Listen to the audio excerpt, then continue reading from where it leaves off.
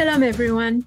The Gemara in Sotah, page 22, is touching a very famous topic of learning Torah for its own sake and learning Torah not for its own sake. And the questions will be, what is the difference? And why is it so important to learn Torah for its own sake? And what happens when someone is learning Torah not for its own sake?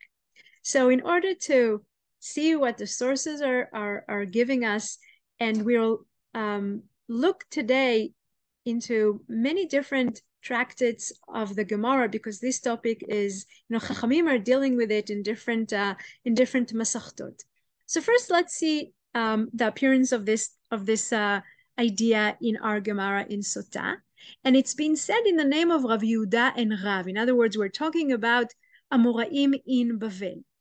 And Rav Yehuda, in the name of Rav, says a person should always engage in Torah study and in performance of the mitzvot, even if he does not do so for their own sake, as through performing them not for their own sake, one comes to perform them for their own sake. So two things I would like us to pay attention to. First, it's said in Bavel. Second, that we're talking here not only about Torah, being engaged in Torah study, but also in performing of the mitzvot.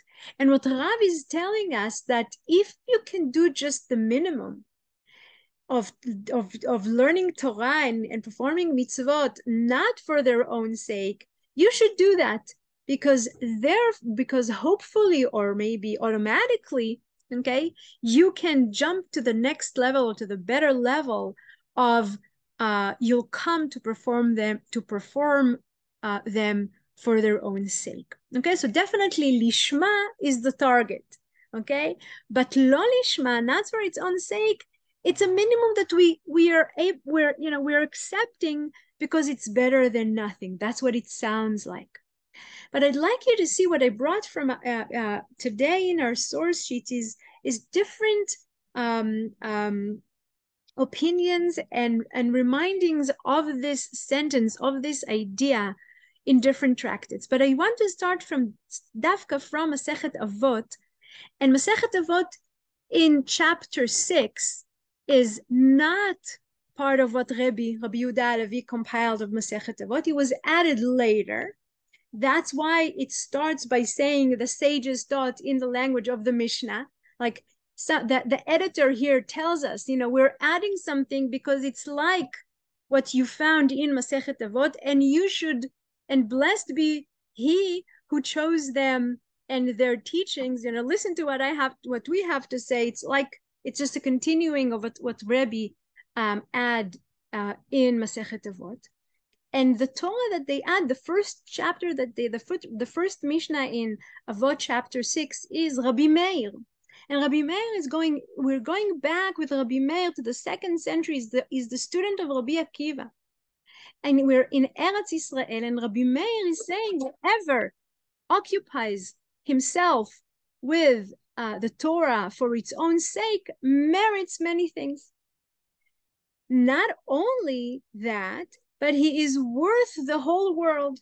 In other words, Rabbi Meir is telling us, first of all, he's only focusing on the positive. You should be occupied with the Torah for its own sake, and you'll merit many things. In other words, he's talking about he's talking about the good things that will come, what will merit from Torah Lishma.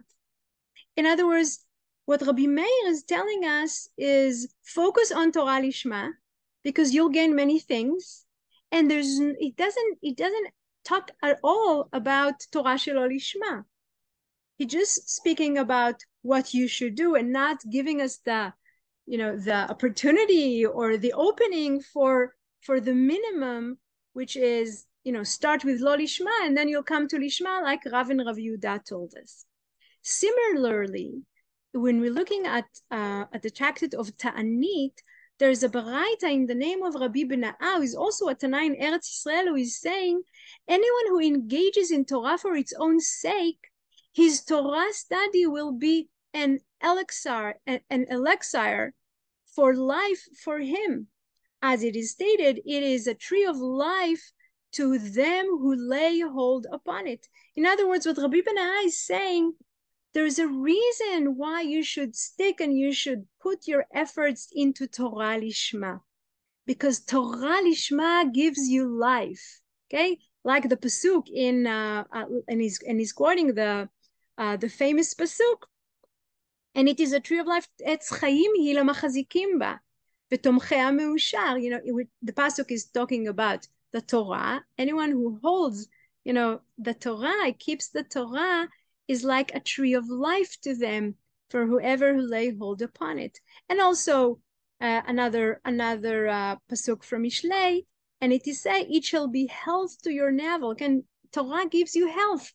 If you keep Torah, you gain life. That's what Rabbi Benai is saying. So the reason for Torah Lishma, and he's only saying it about Torah Lishma. If you learn Torah Lishma for its own sake, you'll be alive, okay, and you'll be healthy. That's also what he says.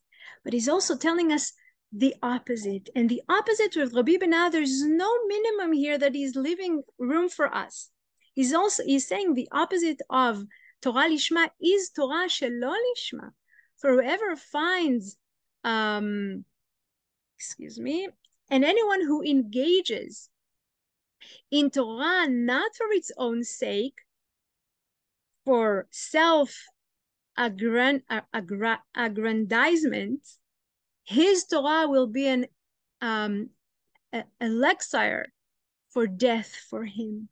In other words, if you're not invested in Torah Lishma, that brings you life, then the opposite, God forbid, is going to happen to you. It's not that if you start with Torah Shelo Lishma, then later, you'll grow to Torah Lishma like Rav and Rav Yehuda were saying in Bavel. Here, Rav Benai is saying it very firmly. It's either or. It's not both, or it's not gradually, growing from one from another. Another way to look at it is in Masechet Sotah. And again, from a Tana in Eretz Yisrael, and in Masechet Sotah, Rabbi Elazar said, what is the meaning of that which is written, she opens her mouth with wisdom, and a Torah of kindness is on her tongue. Okay, it's the famous Eshet Chayil song from Proverbs, from the book of Mishlei.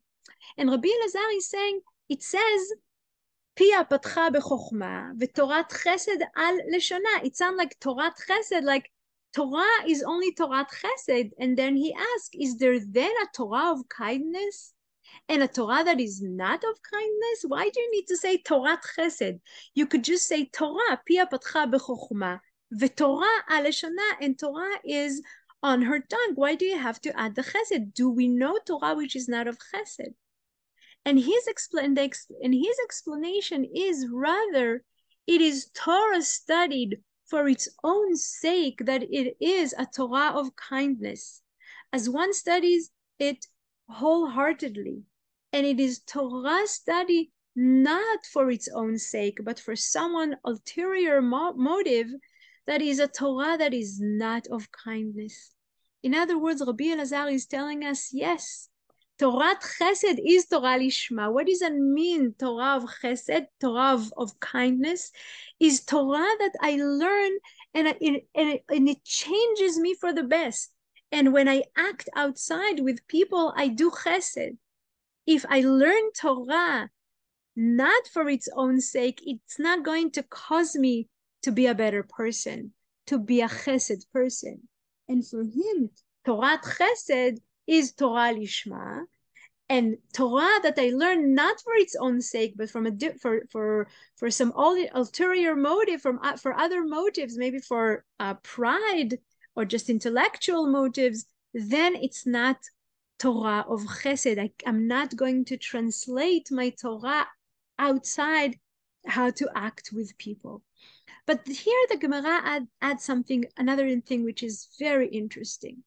And the Gemara adds and says, some say, there's another idea, that it is Torah studied in order to teach.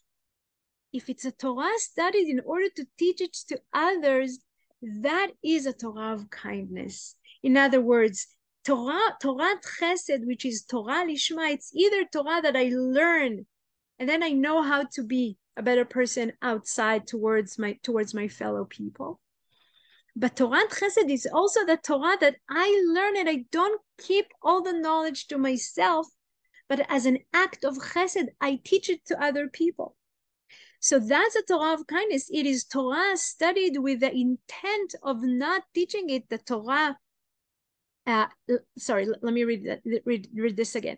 So some say that it is Torah studied in order to teach it to others. That is a Torah of kindness. It is Torah studied with the intent of not teaching it to others. That is a Torah that is not of kindness. Okay, so that's another perspective of what does that mean, Torah Lishma. And the Yerushalmi agrees with that idea, and Rav Huna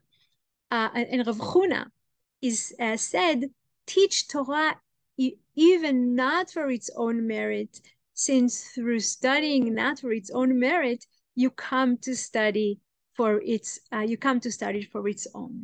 In other words, what Rav Huna is telling us here is not only that I teach the Torah, that means the Torah Chesed, that means Torah Lishma, but he also tells us that even if I teach Torah not for its own merit, then something will happen and I will become a Torah teaching, and my students will learn Torah Lishma. I'd like to end with what the Rambam has to say. And the Rambam in Mishneh Torah, the Rambam in Ilchot Tshuva, he knows everything that is in the Gemara, and he's bringing it all together into the halacha in the beginning of Ilchot Tshuva, and he's saying the following: anyone who occupies himself with the Torah in order to receive reward or in order to protect himself from retribution is considered as one who is not occupied for God's sake. In other words, the Rambam is saying, if I keep Torah in order to receive reward or to gain sachar from God, I'm not doing it for God. I'm not doing it from love to God. In contrast, anyone who occupies himself with it not because of fear, nor to receive reward, but rather because of his love for the Lord of the entire earth, who commanded it, is one who occupies himself for God's sake. Lishma for the Rambam is keep Torah and keep mitzvot, and he's not mentioning mitzvot, he's talking about Torah only. When I learn Torah because this is what God wants me to do, and that also brings me to become a better person, this is Torah Lishma. That means that I do it out of love to the Creator and not out of love to the reward that I get. Nevertheless, our sages declare, says the Rambam, a person should always occupy himself with the Torah, even when it is not for God's sake, for out of service which is not intended for God's sake will come service that is intended for God's sake. And now he brings the idea that we saw in the name of Rav and Rav Yehuda. Rambam is saying, but it's okay. He understands that it's gradually. People need to start with Torah shelo lishma. For him means that I do it in order to get a reward. I do it in order to gain something for myself.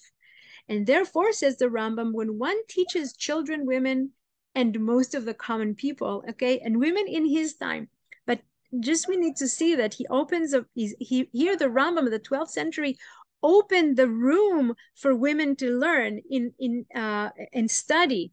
He says it just needs to be the right way, okay? First, one should teach them to serve out of fear and in order to receive a reward. And continues the Rambam and says, as their knowledge grows and their wisdom increases, this secret should be revealed to them. Slowly, bit by bit, they should become accustomed to this concept gradually until they grasp it and know it and begin serving God out of love.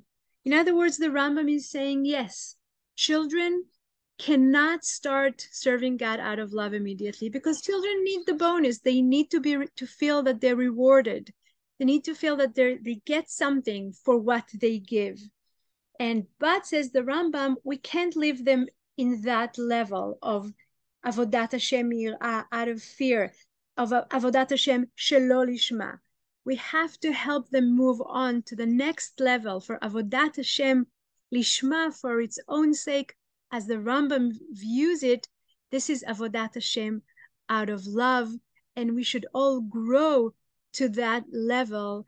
In other words, the lishma for the Rambam is serving God out of love, and it's the higher level of the entire purpose of avodat Hashem.